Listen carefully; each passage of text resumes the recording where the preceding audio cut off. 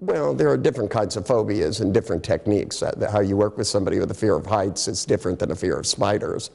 But the major difference is I get people to focus on what's more important, because most of these phobias have been made into such a big deal that people think about it all the time, which is such a waste of time.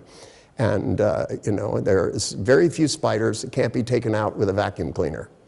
And you know, even when I bring that up to people, I go, you know, you could just holster a vacuum cleaner and walk through the day and never be afraid. Even that would make more sense, because it would be proactive.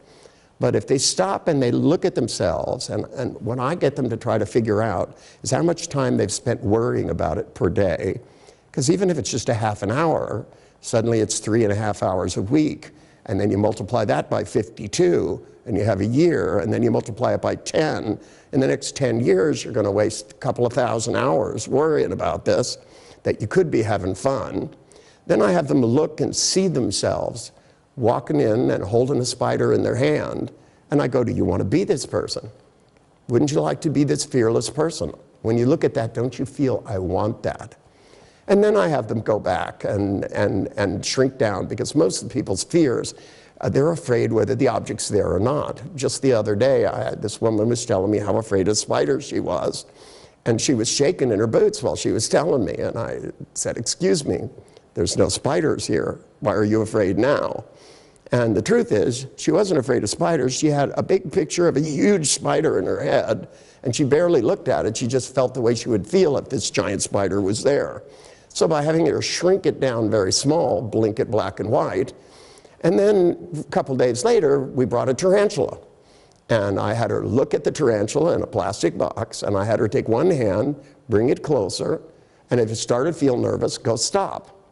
And then look at this picture of the woman not being afraid of the spider and go, do I want this or do I want that? And pretty soon she had the box next to her and she's touching where the spider is. Then we opened it and the guy showed her how to touch the spider.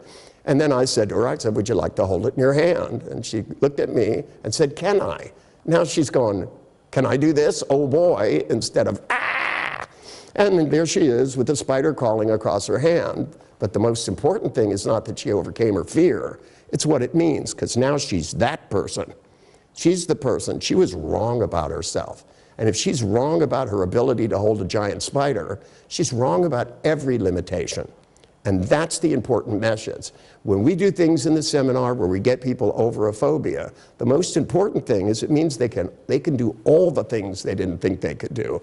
Play music, stand up to their boss, say sweet things to their children, and the list goes on and on and on. It's not just overcoming a fear. It's only a mechanism where you really look at your life and start to move towards things rather than just avoid a bunch of ideas in your head, which means you're avoiding things you remember that actually happened, or you're avoiding things you made up in the first place.